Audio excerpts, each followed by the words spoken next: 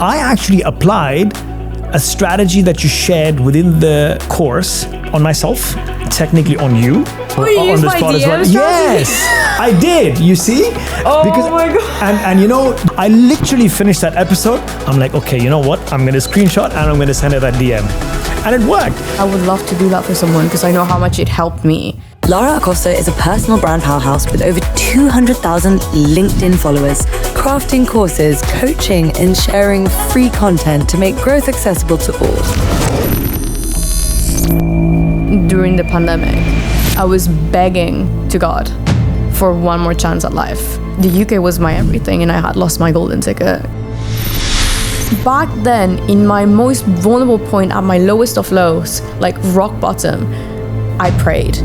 Feeling so lonely and alone, it was faith, it was luck, and it was me being ready to take that opportunity and just go for it. I never wanted to feel it ever again. If I know we can help at least one person, like, it is my duty to talk about these things. LinkedIn for me has not just been a business decision, it was like a life decision. It's built my entire life. What advice do you give to people? I don't think I would be where I am today if I hadn't been. Welcome to the Immigrant Founders Pod, where we explore incredible stories of entrepreneurs who've crossed borders and built thriving businesses against the odds. And today, we're joined by Lara Costa, who is the founder of LA Digital and Literally Academy. Lara, welcome to the pod. Thank you for having me. Nice to meet you. Oh, nice to meet you finally in person. Mm-hmm. We've been interacting and working together for just over a year now? Yeah. I just remember, I think my first masterclass with your team was a year ago. I was living in a different flat and it was really cool. Oh my God, lots has changed for you and for us since then. I know. You've hit over 200,000 followers. Congratulations. Thank you so much. Oh my God, that's like, that puts you in the 1% of the 1% in the LinkedIn game, I reckon. Yeah, when I started LinkedIn, I think 100,000 followers was everything I ever wanted. So now 200,000 just feels a little bit surreal, but I'm a bit desensitized to the following now, mostly because after a certain point when you gain followers on LinkedIn, your engagement doesn't change that much. And so after, I don't know, I think I have 50,000 followers, the amount of likes in correlation to how many followers you have, it doesn't really matter. So for me, it's more the engagement that counts for me. So as long as I'm retaining that engagement, the following is fine. But I celebrate more my viral posts than my following at this point. But still very grateful. I'm sure we're going to get very deep into the whole LinkedIn strategy and the whole game and the whole, because it's also nice to hear because a lot of people have an aspiration to grow their personal brand, and then 200,000 followers obviously becomes this huge number, which is so far-fetched. So, I mean, that's really nice for me to hear, but also we're going to get into that. However, before we do any of that, let's go back in time. Before LinkedIn, before the followers, there were 0 followers. Lara growing up. Where was she? Where was she growing up? Lara growing up was in Mexico. So I'm on par with this podcast. And I'm so excited that that's what it's called. I'm an immigrant. So I grew up in Mexico. I was there from 0 till 15 years old. So I finished my, I guess, I don't know what you would call them, like studies till like 15 years. And then I moved away on my own to England at 15 and haven't left ever since. Oh my God. You came by yourself to England? Yes. Oh, so you came to study then, or? Yeah, I booked a one-way ticket, packed a bag and never looked back. My parents sent me to boarding school in the UK. I was very lucky and very grateful. They did their best to send me to the best school that they could afford at the time, and it was in a random town in England, and it was so small, and it was so different to what I was used to. I'm a city person, so yeah, that's what happened. So you came, you landed all alone. You had no relatives. It's everything from scratch. Yeah. So my parents, luckily, they came to drop me off because I was like a baby child, and they were like, yeah, I had never hopped on a plane on my own. I didn't even know like how to understand like the past, like never done anything by myself by that point. Like until that point, my parents had me like grabbed by the hand by this. Like I am an only child, so the interest of like, parents are overprotective, especially if you're the only child. I'm also a girl, and so until then, I didn't know what freedom looked like, and until I landed in London. They left 3 days later. I understood what that meant. So then what was the motivation? Was it their decision? Were you a catalyst to that decision? Because I mean, I'm just thinking an only child, obviously for them as well, because they're so protective. Like how did they let their child now spread the wings already at the age of 15? A better life.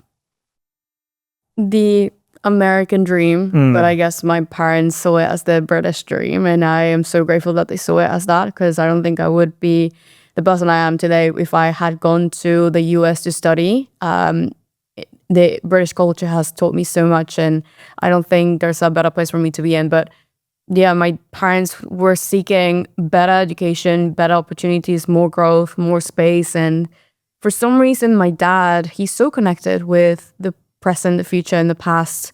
And he always visualized me in the UK, specifically in London.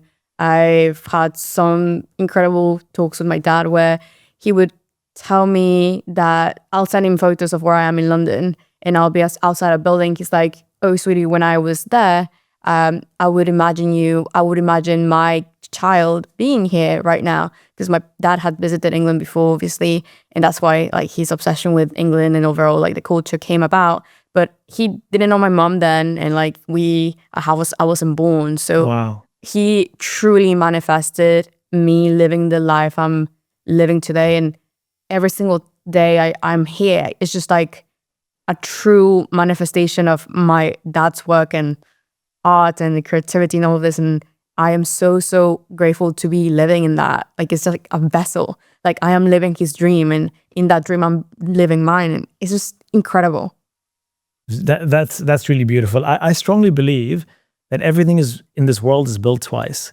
First in your mind and then in reality. Yeah, totally. So his manifestation is, you're the product of that manifestation now. Yes, it's incredible to see. There's so much skepticism around all of these mindset things and the woo-woo and the blah blah, but I love the woo-woo a little bit, and I've seen it happen so many times. I am the literal manifestation of some woo-woo thinking and some, really good decisions. Yeah, I mean, you have to be a little bit woo-woo. You have to have a little bit woo-woo thinking as well to be able to achieve the success that you've achieved also today. I think you have to be delusional in this game to win. Otherwise, negativity will bring you down. And if you're not delusional, what are you doing? 100%. Amen to that. So Lara moves to the UK at the age of 15. Yeah. And you are in a boarding school. How you're navigating life? What are you doing? What are your aspirations? How difficult or easy was it for a 15-year-old to leave her parents and then come to a different country? So most people always ask me, like, are you not homesick? And I can literally say, like, hand on my heart, I never once felt homesick. As soon as I landed in England and I established myself, unpacked, did everything, I never felt more at home than away from my actual home. And that was such a weird experience to have. I never missed my parents. I never missed my friends. I never missed my house. I never missed my city. I believe so hard that I was meant to be there at the time that I was. Because as soon as I made an effort to talk to people around me, I belonged. And that feeling of like home, I never had at home. I only had at school in England. And I don't know if it's the language or the way I was able to recreate myself into this version that I truly knew that I could be, but my past was holding me back because of all these like ideas and ways in the society and all of these things that I had ingrained in me. So I escaped that belief system and I went into a completely different one where I could literally just create my own. And after that, I just grew. I literally, almost like a butterfly, I felt like a caterpillar. I was the outcast. I was very different to everyone in my school. Like I was in a predominantly white school in Mexico. Most of them had like Hispanic heritage. So they were like blonde white. And I was like very, very obviously Mexican looking. And I was brown, like all of these things, like brown hair, long hair. And I would get bullied, harassed, shouted at. I was the weird kid. I didn't have the typical aspirations that a girl my age would have. I was into different things like Buddhism, spirituality. I was vegetarian at the time. So everything about me was weird. It was different. And if you've been a black sheep, which I probably you have been, every entrepreneur I know is different by default. Like we're all the outcasts, and the reason is obvious. Like we weren't born to fit in. We were born to stand out. And for me, realizing that all of those things that I was so much bullied for when I was in Mexico were the same things people loved about me in a different country blew my mind. Wow. And as soon as I saw that, I was like, there was never anything wrong with me. It was them.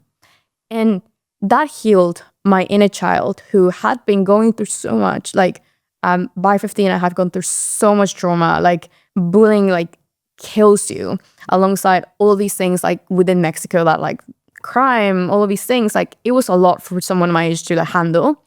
And moving away, it was just a clean slate for me to just be like, who do I want to be?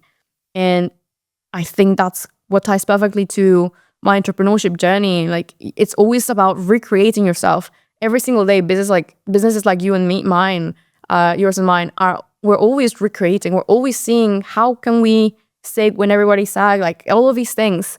And that's what I learned, and that's how I am. You know, I resonate with you in so many different levels.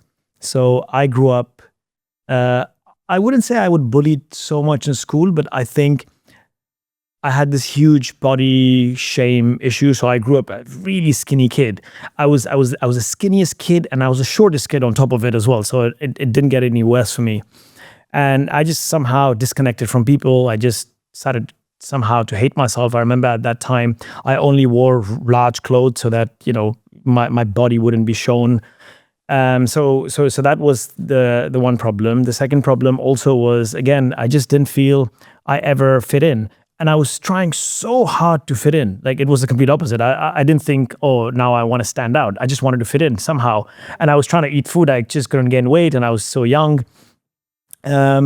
But the next level I also connect with you is moving to this country. So I moved to the UK just over 4 years ago, four and a half years ago. I moved to the UK just 2 or 3 days before we went into lockdown. I think it was March 19th, 2020, if I'm not mistaken.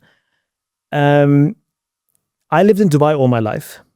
So I grew up in Dubai, lived in Dubai all my life. I'm going to be in Dubai tomorrow, actually. Oh, nice. So this is perfect timing that we're having this conversation today. And it's interesting, since I've moved here, I've never felt home like I've done my entire life. It's weirdly interesting, because I've lived in Dubai all my life, and you know, Dubai is an aspirational city. Everybody wants to move to Dubai. But for whatever reason, I somehow didn't feel as connected as I feel now that I'm in England. Obviously, it was a conscious choice. I wanted to open the company in the UK because we're in the mental health space when we first started off. So from a stigma perspective, and when you look at the whole tech ecosystem, which is that much more robust in the UK versus the Middle East in general. So those were the reasons. But as soon as I came in, I think the inclusiveness like blew me. Like it was just not that Dubai is not inclusive, it is, and it's such a melting pot as well. You've got people from all over the world, but somehow I just felt, especially, I mean, I also came to London. Londoners just accepted me for who I am, and I've never looked back. And I promise you, since then, for me as well, it was just growth after growth after growth, because that's the time miraculously or whatever, but because of the support system I got here, there was a mind shift where I no longer wanted to fit in, but I told myself it's okay to stand out. And as soon as I told myself that, things just started changing. I mean, that's why I can resonate with you on so many different levels. That is so alike. What do you think it is about England? I don't know. I remember at one point initially when I first moved here, I was in this accelerator program, and we had like an HR event, and we were talking about diversity and inclusion in that event. And I remember there was this one guy who said, and basically we were talking about how important it is to have a diverse culture and exclusive culture within a workplace and so on. And this one person raises his hand and says, "Yeah, but we're doing a lot, but it's not enough. Like look around you. We're room full of white men, and there's just one brown person there, and there's just one woman. And for me, that was so different. Like I just didn't understand that concept. Although I grew up with different faces, different races, growing up in Dubai, but it was just, I didn't understand why people were pushing towards diversity and inclusion so much. Now I get it, but it was such a new concept for me. And I think because consciously people want to accept, want to learn from other cultures and different faces, races, and become inclusive, or want to be inclusive, I think that just makes the other person, someone like me who maybe doesn't look the same, be that much more comfortable. And when I'm comfortable, I'm more confident. And when I'm more confident, I'm just able to do everything at my fullest. So maybe that's the thing. Yeah. So you growing up, you're in the school system now. You feel at home, which you've never felt before. What was the aspiration? 15, you grow. So was the aspiration to then lead into business? Is that what your family is, or no? What was your aspiration? I've never wanted to run a business my entire life until like 2 years ago when I started LinkedIn. Like the idea of entrepreneurship made me want to throw up.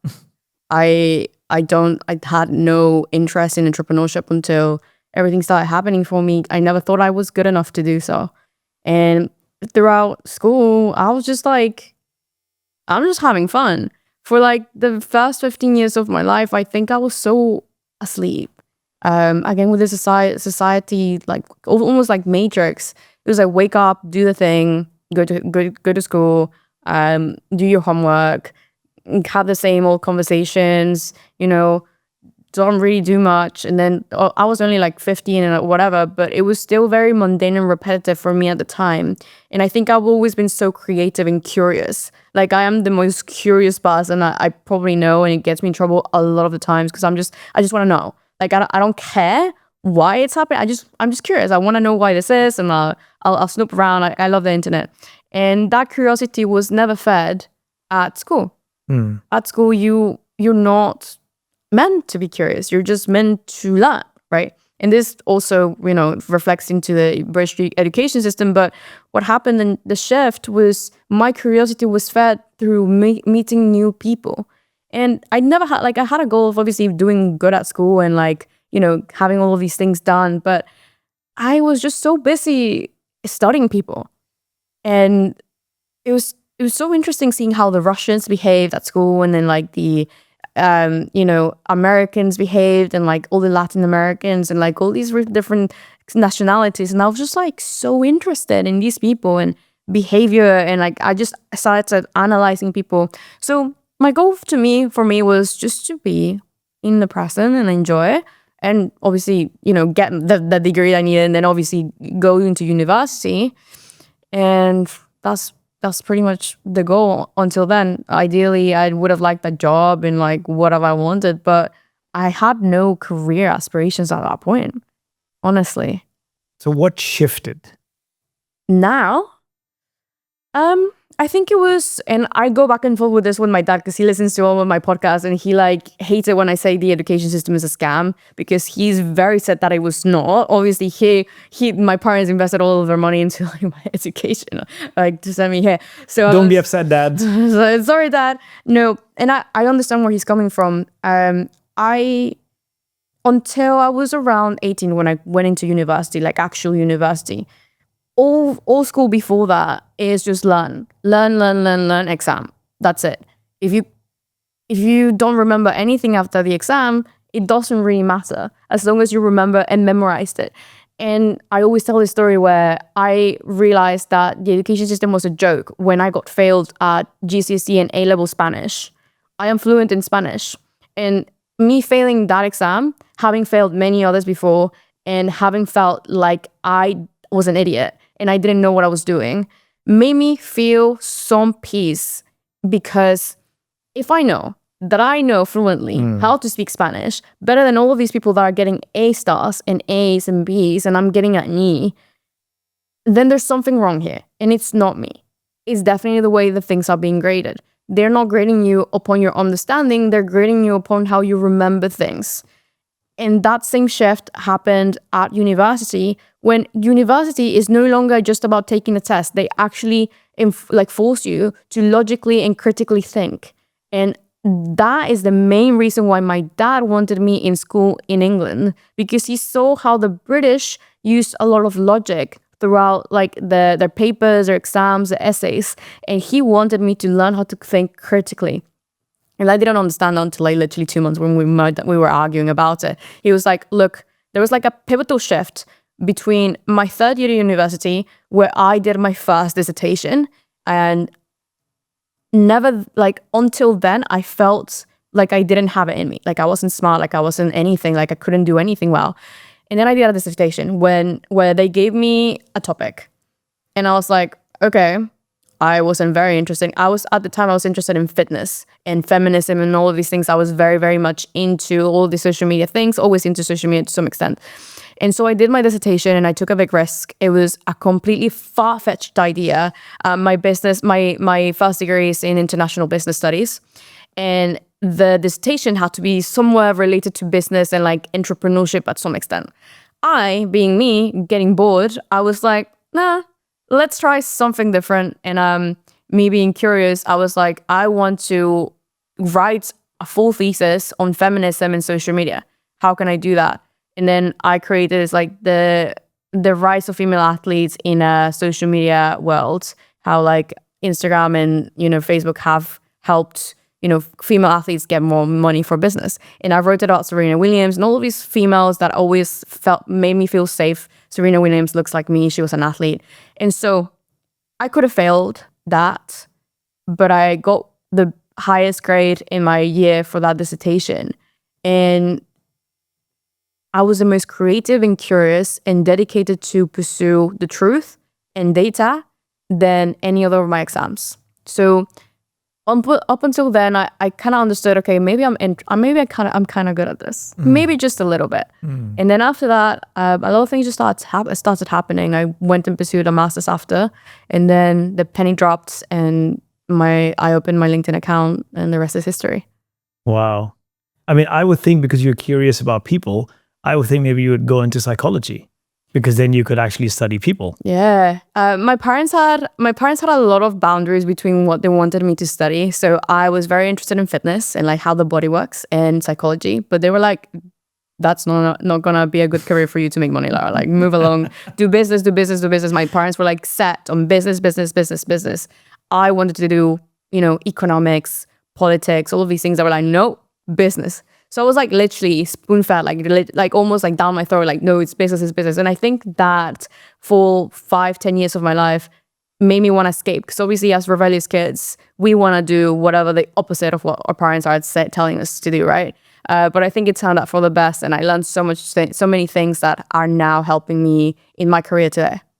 Talk about fitness, because you were obviously interested in fitness. I know you're in fitness. I've heard a few of your other pods as well. Thank you. Yeah. Talk about your fitness journey. Well, it started when I was dating my first boyfriend at the time. I was around 17 and I was overweight, a little bit chubby. Obviously at school, they don't feed you well, especially if you're at boarding school. And I'm vegetarian. So my diet is very difficult to handle for a school that has no vegetarians, because it's a one person only dish, right? So oftentimes I feel so bad because they had to cook extra for me, or I didn't want to ask. I didn't want to ask so much that I didn't even know that they had prepared food for me. So I didn't find out until 2 years later at school. So for that time, I was literally living off bread, cereal, milk, and cookies. Oh, just carb load. Yeah. And then obviously I gained weight inevitably, because also when I was younger, I used to be a triathlete. And I used to do triathlons, compete in running. I was very athletic, always ballet, all of these things. My parents always endorsed dance, all of these things, because they knew I had a lot of energy and I had to expend it somewhere. And triathlon was my last. But then at boarding school, it just doesn't go with the boarding school itinerary. So they wouldn't let me train for that, or hire my personal trainer that was helping me then. And so I had to adjust to one sports day a week, which was hockey. And things that I'm not really interested in. I'm not interested in team sports. And so well, I started dating my boyfriend, I think like right before we went into university, and he was a rugby player. And so out of nowhere, he starts talking about these things like, oh, babe, like, deadlifts, squats. And I'm like, what? And then he'd start like practicing squats in front of me. And I'm like, oh my God, what is this? Is so cringe. I was cringing out so much. And I was like, I either break up with this guy or I join him. And so he introduced me to the world of powerlifting. And that decision changed the entire trajectory of my confidence, because nothing feels better than strong feels on a woman, especially in a world where society and social media keeps on tearing you down for how you look, what your body weights, like how it looks, if you're like you have big legs, small legs, and finding a way that I could actually change my body at any point at any given time just based on how much food and exercise I did was incredibly satisfying for someone that had struggled with eating disorders in the past. So before that, I had like bulimia, anorexia, all of the eating disorders you can ever imagine. I had like disordered eating and all of these things. And powerlifting gave me so much safety because I was using food as fuel, not as like something that's a sin, which is what we're being told consistently by society and social media, that food is bad, or at least at that time. Now it's getting better, thankfully. And so the stronger I got, the more confident I became. And I remember this so vividly. At the start of like when I started going to the gym, I was so scared of going into the weight section. Yeah. It's always full of men. And I just felt very intimidated. I remember one time I cried because I couldn't do a squat. I remember people looking at me. And in your head, you feel like everybody is looking at you. The spotlight effect. You think that everybody's just looking at you, but everybody's too busy looking at themselves. So it doesn't really matter until you like rationalize it, right? So, but I was living that, and every time I walked in, I just felt so weak and so like I didn't know what I was doing. And then I started competing. And I owned the room. Wow. Like I just felt that I belonged again. And I think I'm consistently looking for that feeling of I belong here. But first I have to earn my place there. And by that I started like, deadlifting 50 kilos, 60 kilos, now 140 kilos, competing in competitions, feeling strong, making myself look great. Like I saw my first like abs ever, and I never thought I could see that. And even the process of like losing weight for a competition, it is so exhilarating because you're able to actually control your body when for so long I felt like I didn't. So, yeah. You're able to control your body, but first and foremost, you're able to control your mind. Yeah. That correlates into your body. Do you see there's because again, I can relate, like I was saying, like I was a skinny kid and then I started bodybuilding and everything else for me as well changed. And I resonate with the whole confidence aspect as well. Do you see any correlation between your business success and you transforming your body and the discipline you've got in the gym? Oh, absolutely. I don't think I would be where I am today if I hadn't been a powerlifter for 3 years. Like the discipline a sport like that takes to show up every single day, destroy your body willingly, show up even if you don't want to. Maybe you're hungry because you're cutting. Maybe you're like, you feel bloated because you're bulking. Maybe you don't want to be because you're like sore from the next day. And you go there, and chances are that the training session is going to be shit, but you still find a way to enjoy it. It teaches you so much about pain and tolerance and discipline that in business, everything is so easy. Because I know that even if I don't see results for like 6 to 8 weeks, even months and months, those repetitions, they count. You're getting the reps in. When I started the agency, I was getting my reps in every single day, reps. I wasn't expecting that immediate dopamine hit. With fitness, you learn how to delay that dopamine reaction. You want to delay gratification the most, and then you delay it by delaying your food after like you have your training session, or like saving the dessert for later. And for business, it's the same. I always say this, like the gym is the best classroom anyone could ever have because it teaches you discipline, patience, and also strength. And delayed gratification as well. Yeah. And 100% I resonate with you as well. If it wasn't for me hitting the gym, I think I started working out when I was 18, 19, if I'm not mistaken. If it wasn't for me hitting the gym at that time and being consistent up until now, I wouldn't be the person I am today in business. So, I mean, if people and like you rightly said, if you want to learn, or if you want to map hard work, discipline, delayed gratification, and being consistent, hit the gym. Yeah. Transform your body, because that will allow you to transform your life as a whole, your business life, or your people that are attached to your business as well. Yeah, it's no coincidence that every single successful entrepreneur, even actor or whatever, athlete, they're all athletes. Like, in some extent, every entrepreneur is an athlete. They call us the athletes of the creative realm, like, because the more you work on yourself, the better you'll get everywhere else. And it's like, again, it's like the feel good, like look good, feel good, perform better. That's how I feel. I have this thing, and I just finished traveling. I landed from Albania 2 days ago, and I went straight to the gym with my suitcase because I just cannot do it. I feel groggy, and it's actually like my body now needs it. It needs the exercise in order to feel sane. I think it's maybe something to do with like a lot of entrepreneurs have ADHD. I don't know if I have it, but you have to tame the body so you can tame the mind. Like, so that's what I do, and it helps me so much. I don't think I could. There's not one day I don't want to do exercise. Like, it's like therapy, but free.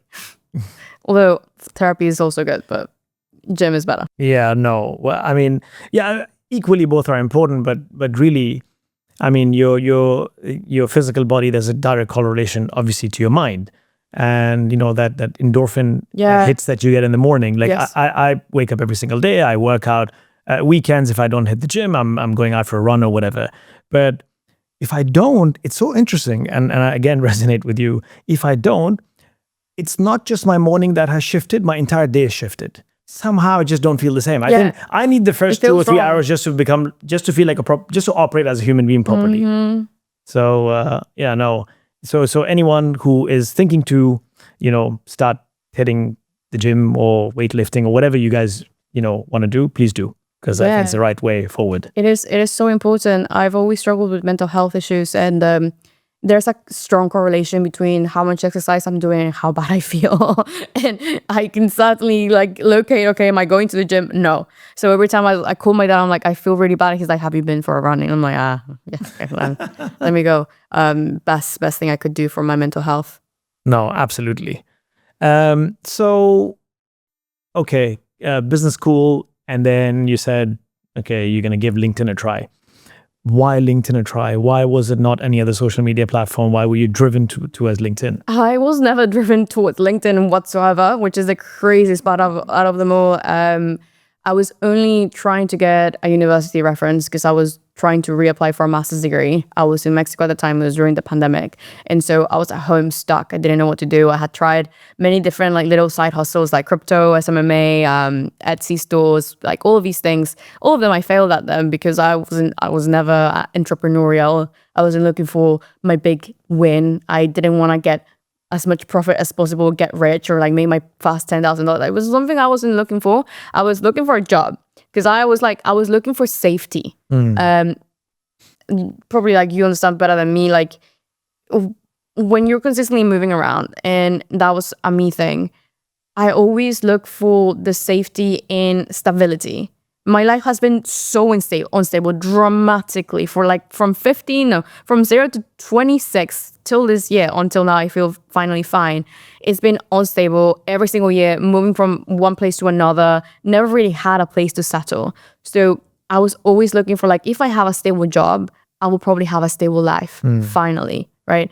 And so me seeking that master's degree was like my golden ticket to stability and that safety that I was so looking for, because at the end of the master's degree was a promise. The promise is a fascinating job that's going to pay the bills, like give you all these dreams. You're gonna love it. You have a master's, or like you're gonna look even better when you apply for your jobs, right? Little did I know, that's all a lie. And that doesn't happen in real life. In reality, that's another single piece of paper that's worthless, just like against many, many other candidates that have like more experience, like all of these internships that you probably didn't take because you didn't even know, right? And so I went on anyway, and I wanted to apply for the master's, and I had to go on LinkedIn. I deleted LinkedIn prior to the pandemic, during the pandemic, because it was getting unbearable. LinkedIn is so cringe, or at least it was for me, and it can still be if you're like not around the right circles. but I just couldn't handle it.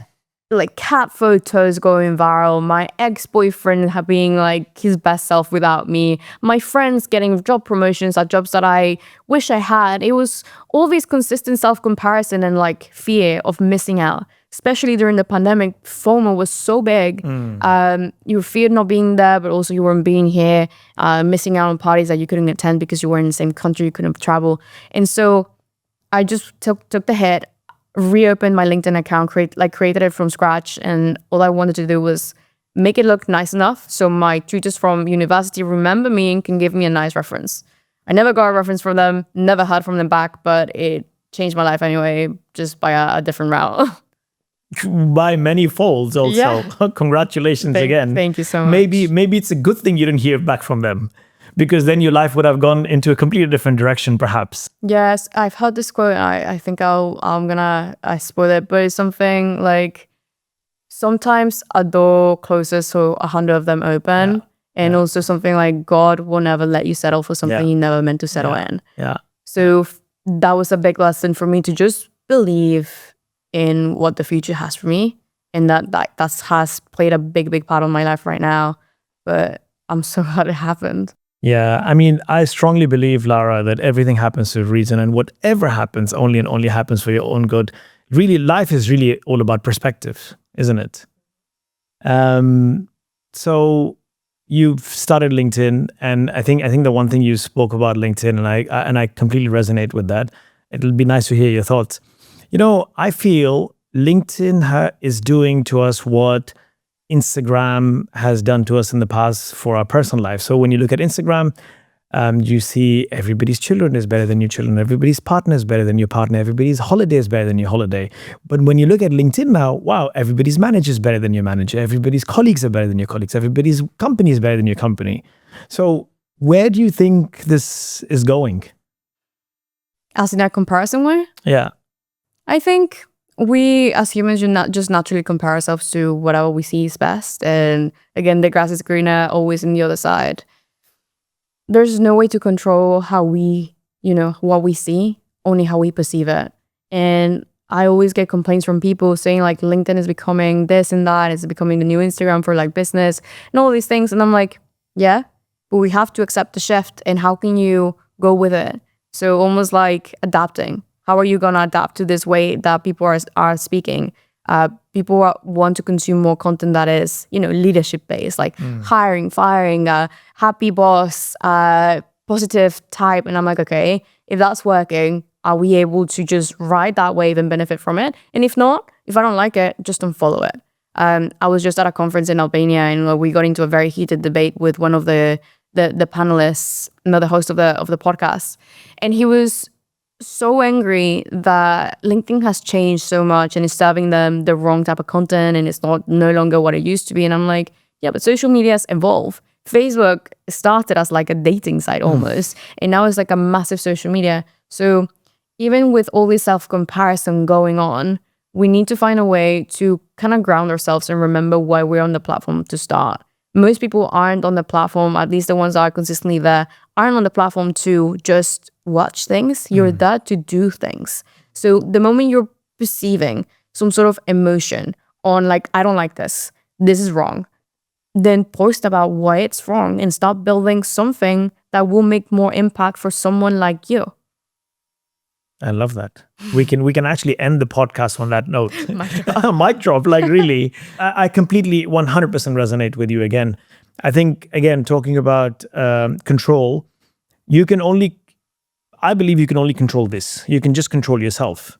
Let go of everything else that is beyond your control, and you're just giving yourself unnecessary stress and anxiety for no bloody reason, from my perspective. But okay, so you've started LinkedIn, and you wanted to post for a different reason, and obviously you are here today. What shifted again in that front? Why are you here today? Because I mean, obviously everybody's posting. Well, not everybody, but a lot of people. But yeah, why the hell are you here today? Why are you here today? I don't know. I don't know. I'm just a very lucky woman with a lot of creativity, and I don't know.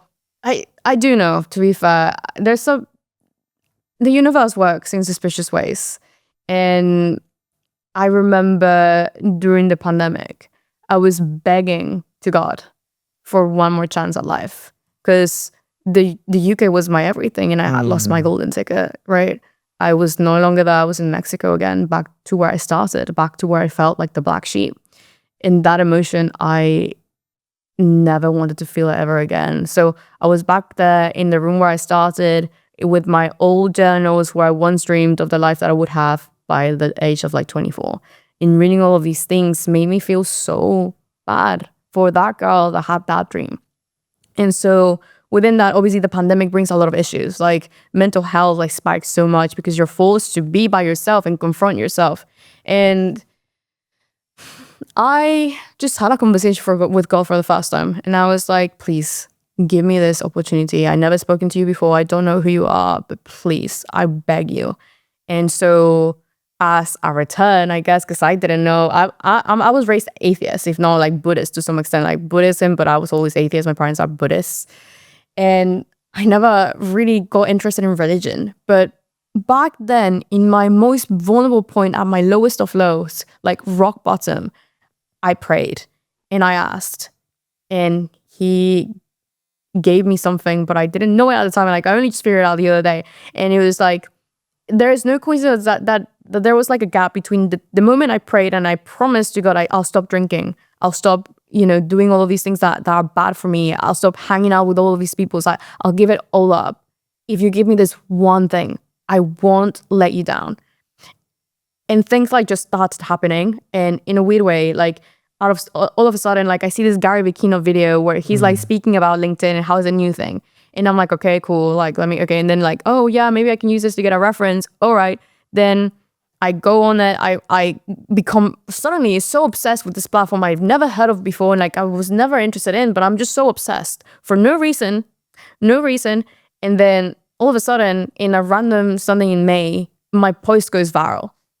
My first post just go viral. And it's just like a sequence of events. And I think again, it's the universe or God or whatever else you believe is just that. It was faith, it was luck, and it was me being ready to take that opportunity and just go for it. And since then, since that viral post, I committed to like posting at least 3 times a week, and I never missed a week since. And I think it was just being consistent, showing up, and being so curiously excited for what's next and who I was meeting. Like all of a sudden, I went from feeling so lonely and alone, trying to create this reality in my head of like new thinking patterns and like removing all the negativity and all the meditation, and then meeting people that I was able to have conversations of that similar length and like type and depth that I was so deeply seeking. It changed everything for me. I met my first mentor. I now met my best friends. I met you, and it's just like LinkedIn for me has not just been a business decision. It was like a life decision. It's built my entire life, like my friends, the way I see myself, the things I've learned, how I operate my business partners, like every single hire I've ever made is all rooted on LinkedIn. Wow. And that all started with that decision to make that post. Yeah. It's so interesting. You actually started off by saying, when I asked you the question, you started off by saying, oh, maybe I'm just a lucky girl. I'm glad then you dug a little bit deeper and then, found the correlation, because really it starts with the power of manifestation. So there was a manifestation, you spoke to God, and, people who believe in God or believe in the universe, there's a power of manifestation. But then it was a hard work, and it was a resilience, and then it was a consistency. Like you said, you've kept on it since a very long time. Yeah, the gym reps came in handy. The gym reps came, you have to tear a muscle to build a muscle, tear a muscle to build a muscle. Yeah. It's just fantastic. So obviously, since then, now, we started off by the pod, and I congratulated you. You've, crossed 200,000 followers. That is in itself like a huge feat. And and we also spoke how cringe LinkedIn can be.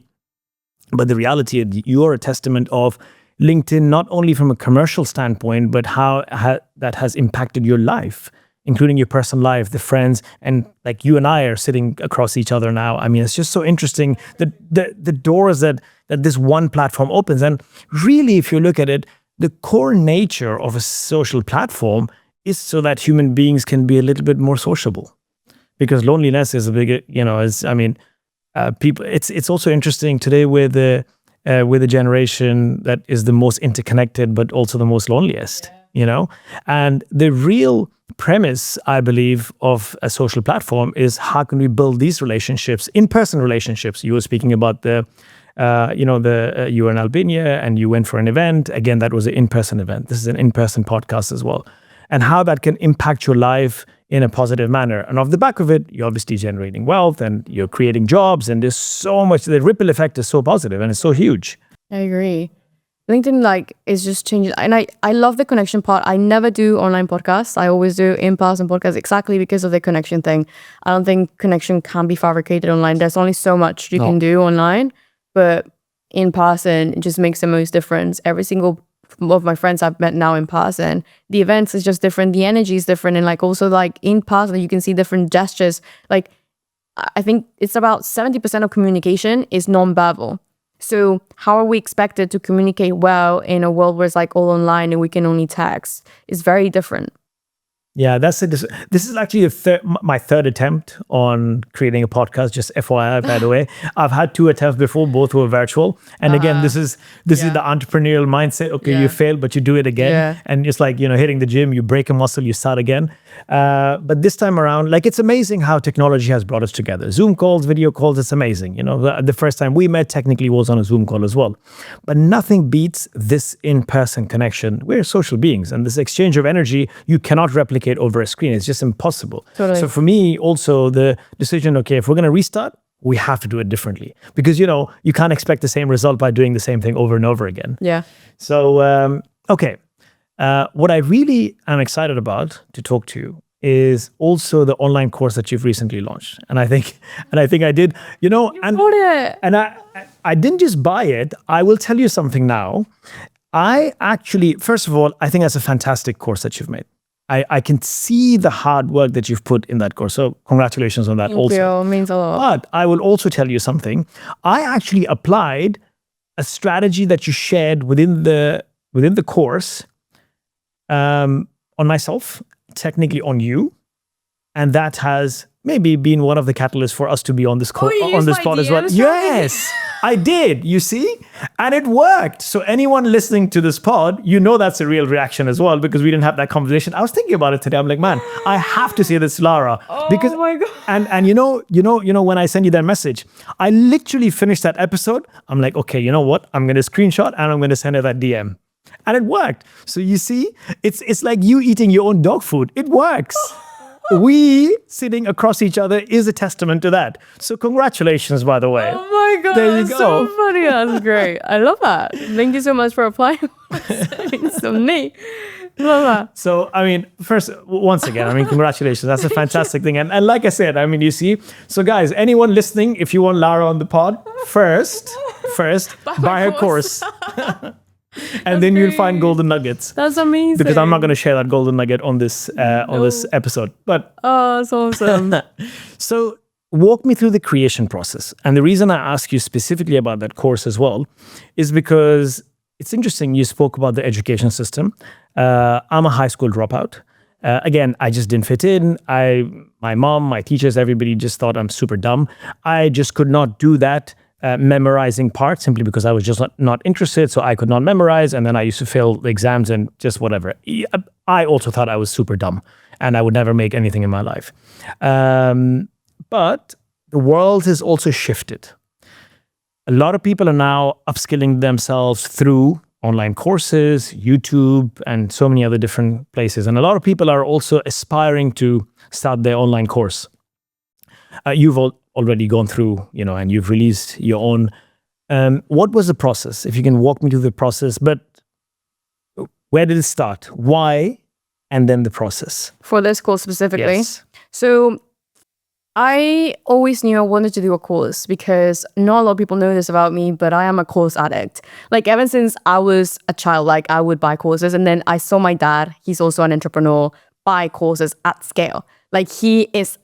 He's addicted to it. He loves it. He loves every course he will buy. He will buy any book. And I think I inherited that addiction to him, each their own. And so I was just like every single thing I've learned has been through either a free course on YouTube or a paid course online, right? Yeah, or like a Costa course, Hootsuite, whatever. And so the idea of having my own always felt like I would love to do that for someone because I know how much it helped me. Like as a broke student that didn't have any money, like all of these things, like I always seeked information because it's like information is wealth. It's like is one of the greatest currencies someone could have. It's not money, it's like literally mental wealth. And as like I started accumulating like more skills with the agency and stuff, I realized, okay, maybe I don't want to keep doing this. Maybe I know how to teach it to someone else. And people started asking me for coaching. And I was just a beginner and I didn't think I could sell a course. Like, why me? Like I just started like there's no way.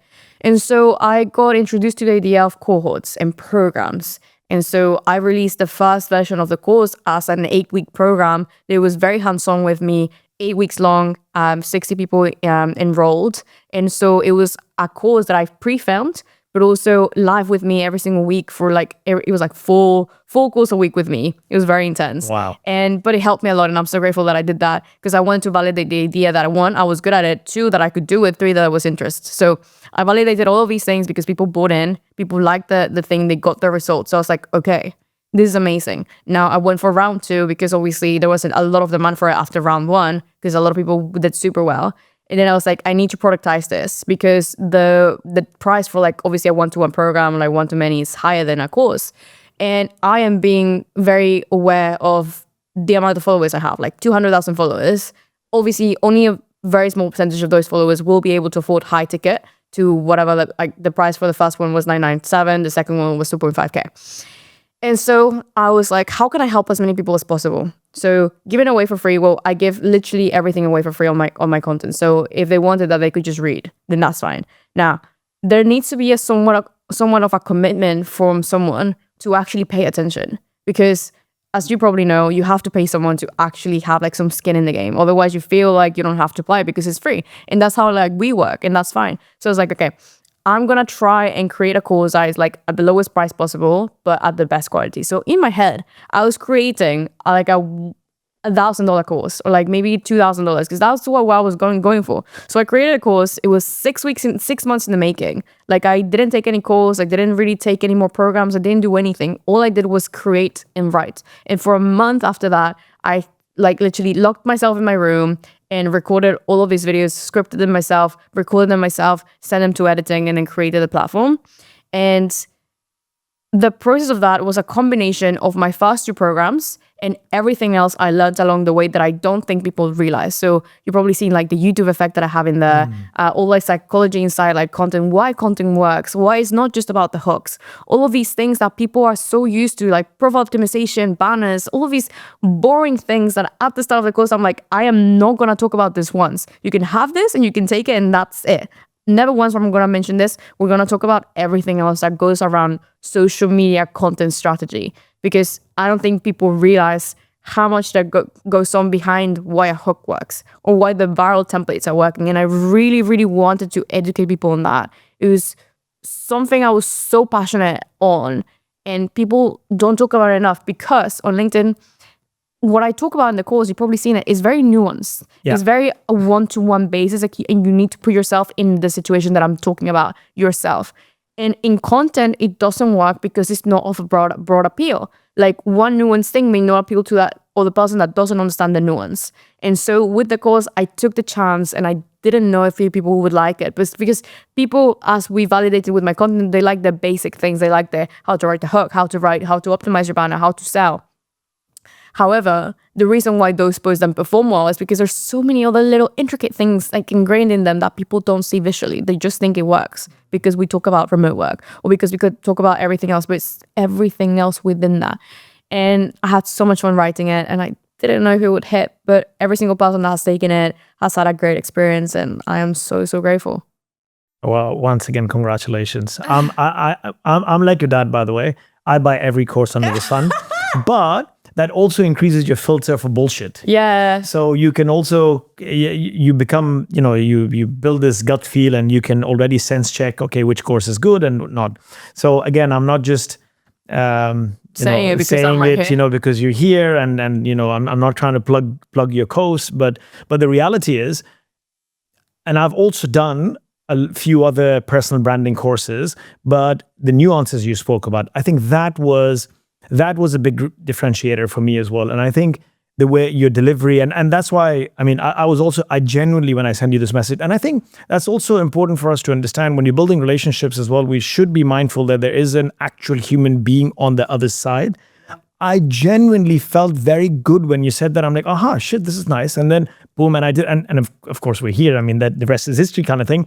But I think that genuine connection, somehow, I think between that internet wires or whatever, you can feel that.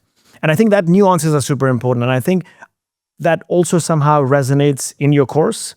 So kudos to you on that. I also agree on the perceived value of something when it's for free. And I think it's really important for people to understand that as well, because a lot of people, it's very difficult for them to ask for money for their service. But I think you should never trade your time for free, because when something is for free, the perceived value of that just diminishes. Yeah. And I think that's a disservice for yourself, for you to do that. Obviously, you should only charge money when you know there's actual value. And like you rightly said as well, when you know your value is 10x, then you charge whatever that YZ element is.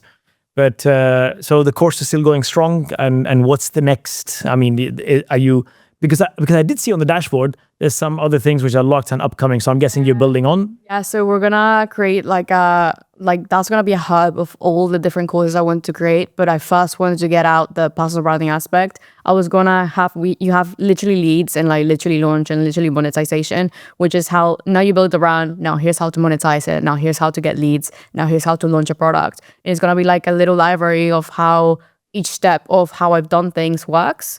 But first, people just needed to learn how to build a personal brand. So we've got a lot of variety of going on with the idea of the course.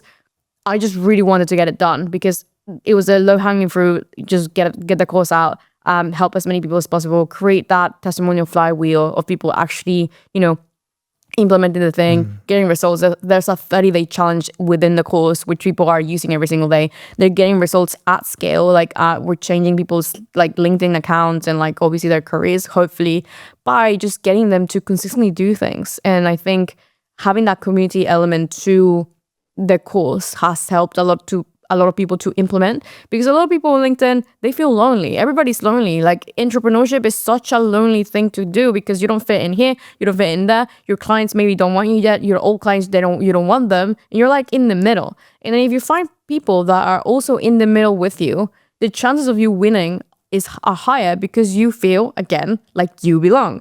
And again, I'm just consistently trying to create this space for people to just feel okay wherever they are, because I always seek for that.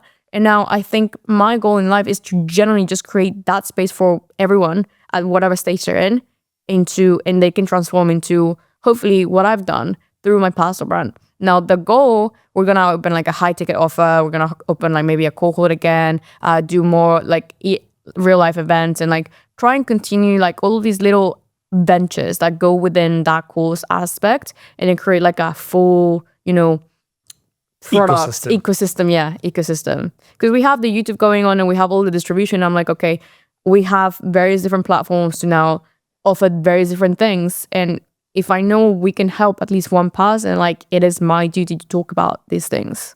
Yeah, I think the ripple effect, the positive ripple effect, is quite interesting, because obviously you're helping that person to to have a better livelihood and, generate better income and, get a better job or whatever that may be. But I think that community aspect, I think that's, and I can resonate with that, finding the right set of people who, you're connected at the same mental wavelength. I think that is extremely difficult. And if I'm in the space where everyone is doing the same thing, everyone is learning off each other and everyone is just supportive of each other, yes, you're there as a catalyst, but that peer-to-peer support is also extremely powerful, because like you said, you have the ability to belong. So I think what you're also doing is you are replicating what you felt in the LinkedIn community with the other LinkedIn influencers, and now you're trying to bring that into your own community. Yeah, Yeah. 100%. Every single thing that I went through is replicated throughout the courses. Is like, how can I replicate this experience? So I got my first mentor from LinkedIn. I speak about him. His name is Richard Moore a lot. I need to charge him for me saying his name, but I heard him in the course. yeah, obviously I heard about him in the everywhere. course. Yes. They're everywhere. Like, oh my God. And so how did I even get my first mentor? Well, I showed up. So how the DM game. So then how did I make friends? Oh, through posting valuable content and like, again, networking. And oh, how did you get this? And like, it's like, I just reverse engineered every single thing I've done to get to where I am and then gave that to people to implement. It is not, again, it's not about having the perfect profile or having the perfect content. It's just literally about understanding all the psychological reasoning behind why things should be working and how you can approach people the right way, not just the templatized way, which is a problem. Yeah. Again, 200,000. This is maybe the 10th time I'm saying congratulations, but also the second time I'm saying it is a little bit far-fetched. Well, really far-fetched for a lot of people, especially people starting out. And a lot of people are feeling that FOMO effect at this point in time. I speak to a few people as well. I think I'm in that bucket as well. So it was interesting in the beginning of the pod. You did mention that, after 50,000, really now you're just looking at the engagement and the community, whatever. So do people should, or, are we still aspiring to 100,000, 200,000, 300,000 followers, or that doesn't really matter? What advice do you give to people? So I feel like the advice I would give myself today wouldn't apply to any beginner, because how I feel right now is after, experiencing different things. Like, I guess it's like when you make your first $10,000 and like, it doesn't feel as shiny. When you get your first new shoes and then you have them for a while, they don't feel as new. So it is probably that same feeling that I'm having that's like being reflected. But I do a lot of like market analysis when I go out, like my house, because all I want to talk about is LinkedIn. Obviously, aside of all, I have no other interest in like what I do for work, which is obviously a problem, but I love it. And so every time I go out and go to a wedding or something, I ask people, okay, do you guys use LinkedIn? They're like, yeah. And so I try and understand how the people that are outside of the LinkedIn bubble think about LinkedIn. So I can then create better content and understand like rational decision making for people that, maybe in the platform, maybe want to buy, but they don't post, they don't engage, they don't go on it maybe more than like twice a week, and they buy or like follow people. And how people perceive LinkedIn following is actually even higher than how they perceive an Instagram following or like a YouTube following or like a Twitter following. And I know this because every time I talk to someone and they're like, oh my God, yeah, this person is huge on LinkedIn. The huge they're talking about is 2,000 followers, 5,000 followers, 10,000 followers. Really? Like multi millions, like for them. So I think that having 200,000 followers, it is far-fetched, and it's definitely something that the normal person shouldn't be aiming for if you don't aspire towards influence, fame, and you don't have like a big purpose that requires a big following. But if you do want to have like a personal brand with authority, well, on LinkedIn, getting those 10,000 followers is the most important like milestone.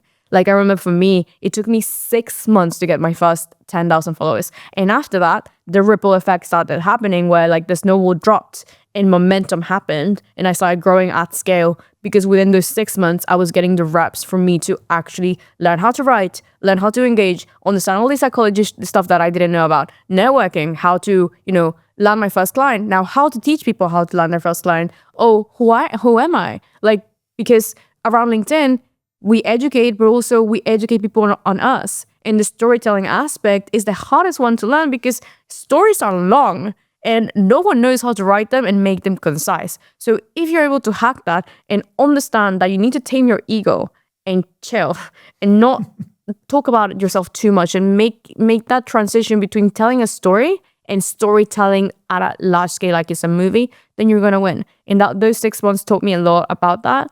And also having that validation that I'm worthy of the 10,000 followers. Because ultimately, the first goal on LinkedIn is getting your first 500 plus connections. That's pretty much everything everyone wants. The next goal is getting your first 10,000. And after that, you have enough social proof to sell, to be seen, to get invited on podcasts, and to make people feel like you're worthy of trust, because there's a reason why LinkedIn has the connections. You want to have mutual connections with your ideal clients or your ideal guests or your ideal mentors, because they will know that you're pre-validated by other people. And that is like a nuance that people don't understand about LinkedIn enough. LinkedIn is very different to all these other platforms. It is more of like a social hierarchy than a social media platform. It's like politics on LinkedIn. It's like, who are you connected with? Are you validated by my friend? If so, where did you work? Oh, you worked here. Oh, okay, I can see your job here. So it's like, it's a lot more psychologically embedded to like and follow someone than on other social medias, which is super interesting. Wow. But long story short, 10,000 followers is good. Go for that milestone, but don't worry about 200,000. I'm sure you've made a lot of people feel good with that statement. I know I'm one of those people as well. No, I think that's really important to know as well, because I mean, definitely it's far-fetched.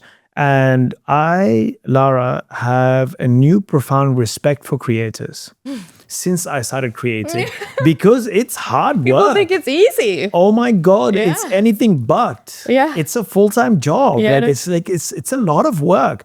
And so things don't just happen by coincidence. You know, I mean, if you've hit that milestone, there's a lot of bloody work that you've put in. So I have profound respect for that.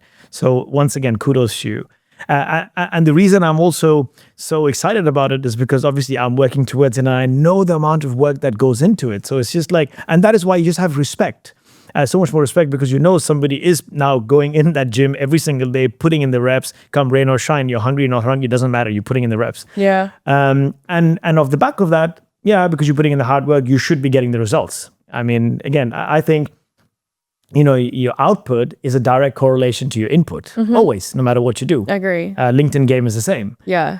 So what is, again, a great play on words, by the way, literally Academy, LA, you know, as Lara, Costa, that's fantastic. What's, you know, the next 3 years, 5 years looking for the LA ecosystem? That's a really good question. Right now, I don't know. I feel like I'm still a very new entrepreneur. I feel like people think I've been an entrepreneur for years. It's only been 2, 3 nearly. And so I'm still getting used to business as is. Everything has happened very fast for me and I'm very, very grateful. But right now I'm looking for more growth opportunities in a way that I can expand a solid business ecosystem, not just digitally. Building a digital business has enabled me for a lot of things. But right now, I want to build a new business that maybe is in a different like realm of what I'm doing right now. Maybe it's interconnected. I'm not sure.